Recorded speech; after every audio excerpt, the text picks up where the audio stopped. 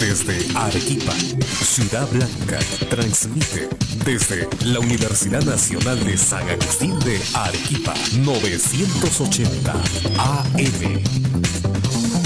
Radio Universidad, la primera. Radio Universidad presenta Universidad Noticias. Mantente informado de lo que ocurre en Arequipa, el Perú y el mundo a través de nuestra señal informativa. 8:05 en todo el territorio nacional. Muy bien, señoras y señores, está con nosotros el doctor Alejandro Chávez Medrano.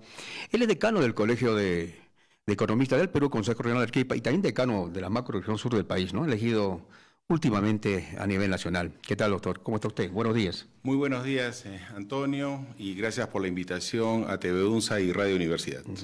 Lo macro determina lo micro, ¿no? ¿Es una tesis válida, no? No, en realidad la economía es una y van de la mano, o sea, una con otra termina siendo lo mismo. O sea, porque yo le decía, por ejemplo, lo que van a hablar hoy, ¿no? Lo que van a hablar hoy en jueves entre Estados Unidos y China determinaría, ¿no?, las políticas en los diferentes niveles a nivel global. ¿Es así o no es así? Bueno, creo que el mundo, en realidad estamos expectando cómo es que se estrechan la mano hoy en día dos grandes potencias a nivel comercial, ¿no? Entonces, creo yo que estamos simplemente nosotros viendo o expectando los acuerdos, obviamente, de intereses que naturalmente son propios para sus propios países, pero que tienen repercusiones también para todos nosotros, el resto de países del mundo, ¿no? ¿Intereses económicos solamente o intereses geopolíticos, doctor? De todo tipo, ¿no? Porque en el momento actual la guerra comercial está ya hace un buen tiempo, creo que a vista de todos los peruanos, a vista de todo el mundo. Y hoy en día el espacio geopolítico es lo que se está discutiendo. Se está hablando, por ejemplo, inclusive de anexar a Venezuela a los Estados Unidos. No sé si fue una broma o algo cierto, pero de todas maneras, y a pesar de cualquier problema que pueda tener un país, creo que hay que respetar también la independencia, ¿no? Han estado atravesando, bueno, ya están en otro camino, el tema del Medio Oriente, que es otro problema también, y que el trasfondo también hay que ver las cosas claras, ¿no? Sin apasionamientos. Creo que es el recurso energético ahí, ¿no? Lo que se discute, y el petróleo, y que afecta definitivamente a todas las naciones que están justamente alrededor de Europa, inclusive, y bueno, y en realidad a todo el mundo, ¿no? Existe mucha dependencia, ¿no? Y habría que mirar, por ejemplo, en las energías limpias, renovables. ¿Usted cree ello o no, doctor? Sí, pero el tema es que apostar por las energías limpias o no contaminadoras tienen un costo también, ¿no? Correcto. Un costo tanto de instalación como de mantenimiento, ¿no? O sea, no son tan sencillas como extraer directamente del subsuelo y trasladarlas de un lugar a otro, ¿no? Entonces, esa es la situación. Hay tal abundancia, digamos, del petróleo, ¿no?, en esas zonas de Medio Oriente, que son apetitosas, digamos, para los países intensivos en uso del petróleo, ¿no?, como es Estados Unidos, mismo China, ¿no? Por eso es que mucha gente a veces hablaba inclusive de la Tercera Guerra Mundial, pareciera que estamos viendo una película de ciencia ficción, pero nada, eso es cierto, acá son negocios. Al final, son negocios, ¿no? Muy bien, ahora, a nivel nacional, una pregunta que quiero, antes de ingresar al tema de fondo. No pagar CTS o entregar tarde la liquidación puede costarle hasta 143.000 en multas. ¿Qué dice usted eso de la CTS, por ejemplo? Una entrega de los portes de los empresarios o los trabajadores. Bueno, son derechos que están instaurados en ley y que corresponden, bueno, hay dos formas de pagarlas, ¿no?, las CTS, pero definitivamente es un cumplimiento que se tiene que dar a los trabajadores. O sea, la ley en este caso no vamos a indicar si es buena o mala, pero definitivamente las leyes se han hecho para cumplirlas y tampoco no son novedades, ¿no? Entonces, entendemos que todos los beneficios sociales que tienen las empresas, sobre todo las empresas productivas, y que están obteniendo determinadas utilidades, aunque esto es para todos, tienen que hacer el cumplimiento pues laboral, ¿no?, con sus trabajadores, en el sentido de que hay pues sobre todo las grandes, la CTS es para el sector formal, ¿no? Definitivamente. Entonces,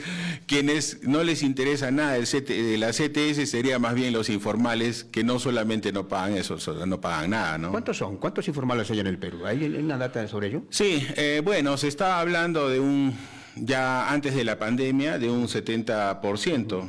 ¿Y ahora? Increíblemente hay estudios que indican que podríamos estar cerca a los 75-80% de informales. 80%. Es el motor, ¿no?, que mueve la economía. Sí, es el motor, una economía informal, una economía que de alguna manera está salvando o llevando, digamos, a niveles de subsistencia. Es un mal en realidad, pero un mal necesario, pareciera, ¿no?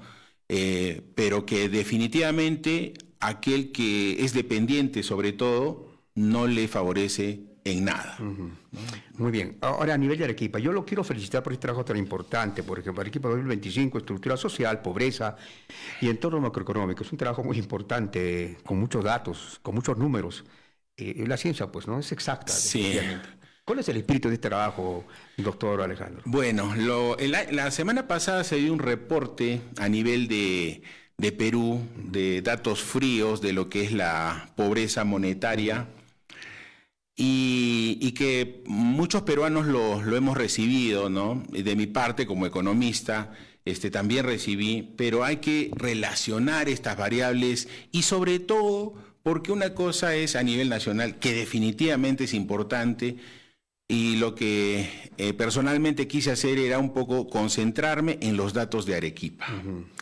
Y obviamente tomar el referente nacional versus Arequipa. ¿Cómo estamos, no? O sea, ¿cómo estamos? ¿Estamos bien? ¿Estamos mal? Porque a veces nosotros vernos solos nada más, podríamos equivocarnos en la calificación, ¿no? Y dentro de esos datos, como ha ocurrido en varios años, a nivel nacional se ha reducido la tasa de pobreza, ¿no? ¿En cuánto, doctor? Estamos ahorita en 25,7% de pobreza a nivel nacional, y casi un 1% respecto al año pasado.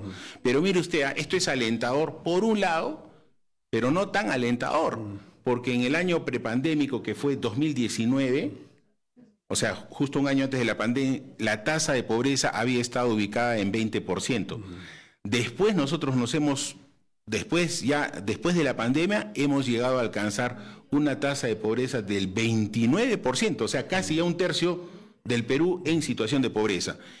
Y obviamente hemos empezado a reducir casi al 1% anual, hasta llegar ahora a la cifra que le menciono, que es del 25,7%. Entonces, pero no hemos recuperado la posición prepandémica del 20%. Ahora, el tema de discusión ahí sería, ¿por qué no podemos regresar? Pareciera que se nos ha vuelto complicado regresar a ese 20%. ¿Y cuáles son los factores? Claro, ¿cuáles? Son factores de dos tipos, factores económicos y factores políticos, lamentablemente. Entonces, los factores económicos, ¿a qué ritmo hemos estado creciendo, ¿no? Nosotros, antes de la pandemia, hemos llegado a alcanzar, si uno hace un análisis histórico del crecimiento, en ocasiones hasta 5, 4%, etcétera. Pero después del periodo de prepandemia, ya no hemos llegado a alcanzar ni al 4%. Estamos luchando con el 3%, o como el año pasado, en 3,4%, y que no logra impactar en la pobreza. Lamentablemente, o sea, lo ideal para Perú es tener pues un 5% a más y de manera sostenida. Esa es la regla de la reducción de la pobreza. Es la regla que nos llevó desde los años 90, que teníamos 54% de pobreza, a llegar al año 2019 a 20%, casi más de 30% que dejamos atrás. Y hoy otra vez se nos complica el panorama. ¿Cuál es el porcentaje hoy? 25,7%. Estamos ahí, hemos bajado, pero estamos bajando. O sea, mientras más nos tardemos en reducir la pobreza monetaria, es un año más de sufrimiento de los peruanos. O sea, el tiempo importa. Pareciera que la situación política determina, ¿no?, el manejo económico en el país. Definitivamente, un país no vende garantías, vende inestabilidad. No, pero la Constitución dice que tenemos seguridad jurídica, y es lo que dice la Constitución Política del Estado. Sí, las cambiamos constantemente, ¿no? O sea, bueno, el Congreso se reúne para generar muchas leyes, y las leyes tienen que dar tranquilidad no solamente a un sector, ¿no? O sea, si bien es cierto, ¿no?, dice, hay que darle garantías al empresariado, también le tienes que dar garantías a toda la población peruana, ¿no? Y entonces se dan políticas tras políticas desacertadas, digámoslo así. Se gasta de manera insostenible el gasto público, que hace que peligre, digamos, la sostenibilidad, la buena marcha que tiene el país. No se hace una consulta. Las decisiones que antes correspondían al Ministerio de Economía y Finanzas se ha convertido en un departamento que no decide nada, que un ministerio que no decide nada. Todo se decide en el Congreso. Y en el Congreso, ¿quiénes deciden y bajo qué prerrogativas? Ojalá fuera, y todos estaríamos de acuerdo en eso, cuando las leyes que se estuviesen generando y dando fueran leyes sostenibles para un bienestar social y común, pero con principios también de equilibrio y sostenibilidad. No podemos arriesgar. Alguna vez en el pasado botamos la casa por la ventana y después nos quedamos sin casa. Claro, no hay una mirada horizontal, ¿no? Hay una mirada realmente para un pequeño grupo de personas. Usted ha hecho una tabla comparativa de clases sociales. Cuéntenos, ¿cómo se desarrolló este trabajo? Claro, a ver, lo que hemos hecho es básicamente lo siguiente. Primero, analizar el nacional. Como habíamos dicho hace un momento, la tasa de pobreza en Perú se ha reducido a 25,7 con el apéndice de que todavía no recuperamos lo del año 2020. ¿Y cómo estamos en Arequipa, en todo caso, en tasa de pobreza? Estamos prácticamente 10 puntos por debajo. Estamos hablando de 15,3%. Es decir, que Arequipa está pues dentro de las regiones o departamentos de todo el Perú, no en las zonas más críticas, como son pues Loreto, como es Puno, Madre de Dios, entonces que están, o Huánuco, entonces que ahí la pobreza se sitúa entre un 35 a 40% de su población. Y acá, en Arequipa, a nivel regional, estamos prácticamente en un 15%. O sea, Arequipa todavía no padece, pero ese 15% en números de población regional es más o menos 250.000 arequipeños. Es un buen número, ¿eh? Que preocupa. O sea, eso es. Ahora, tampoco estamos en el otro extremo positivo, que son como los departamentos,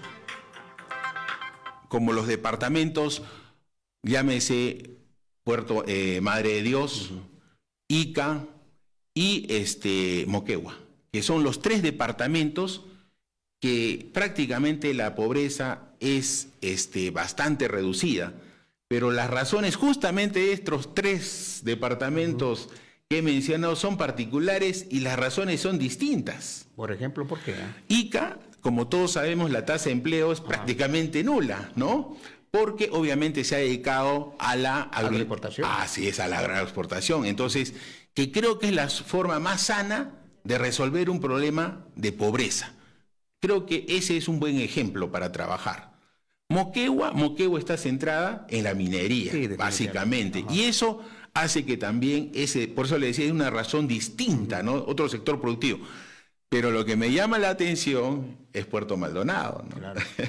Que también, obviamente, ha reducido la pobreza, pero en base a una actividad, y generalmente en Puerto, ¿no?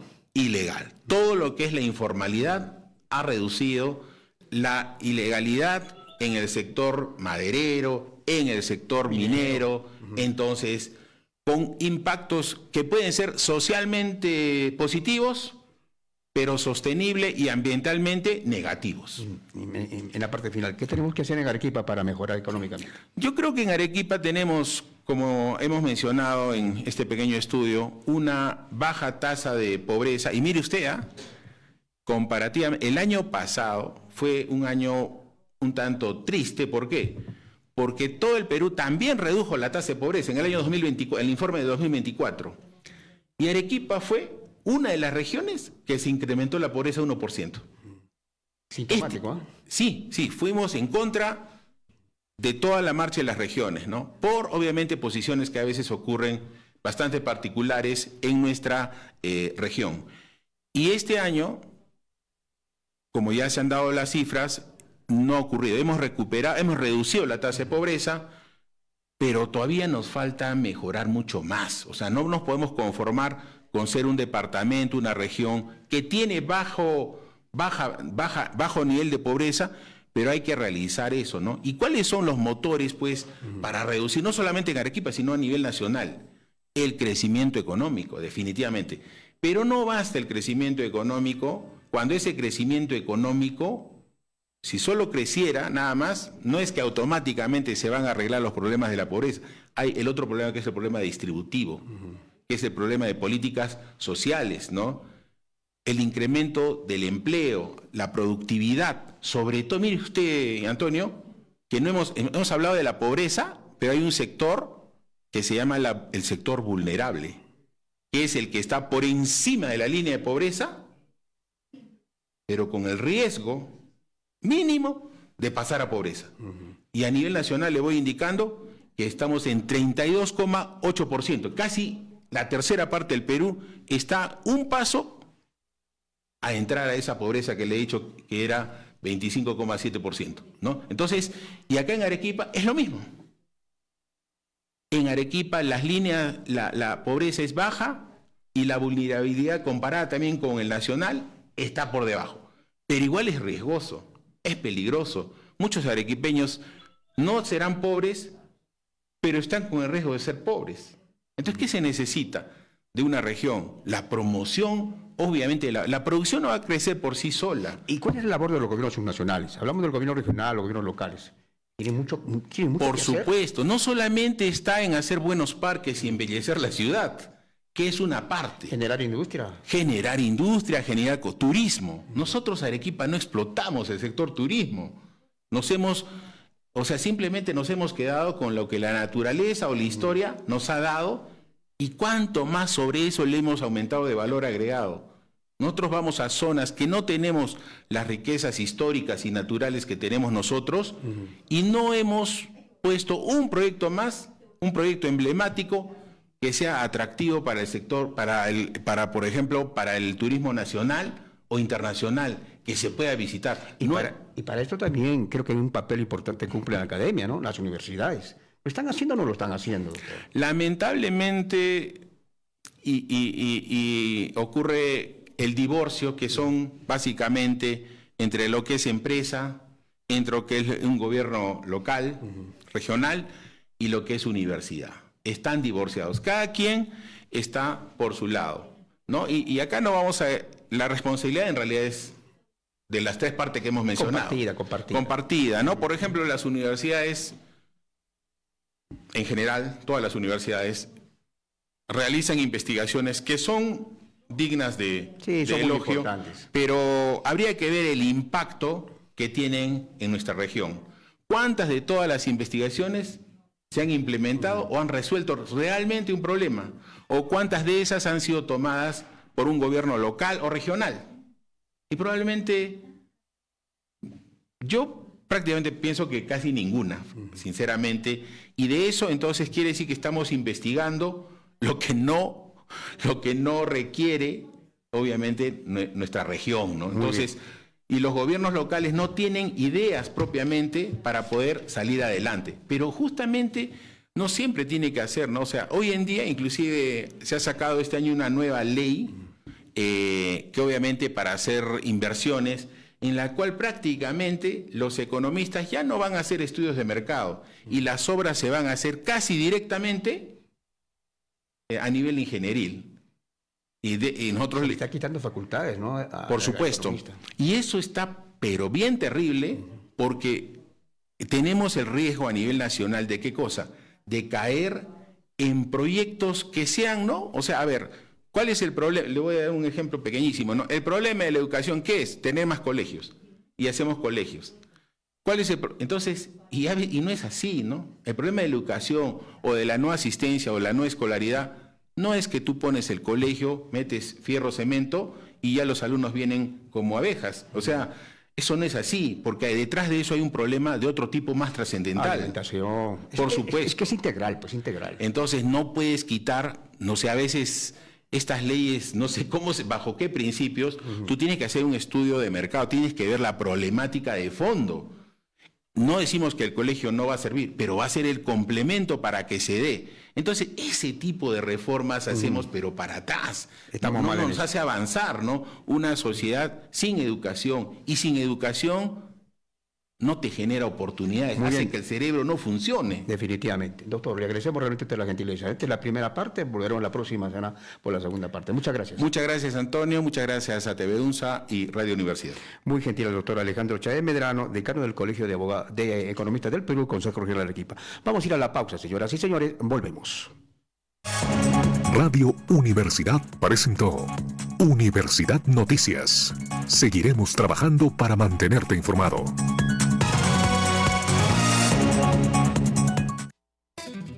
Lo que aprendes hoy define lo que serás mañana y no tiene que ser aburrido. Radio Universidad, 86 años a tu servicio. Conocimiento real, sin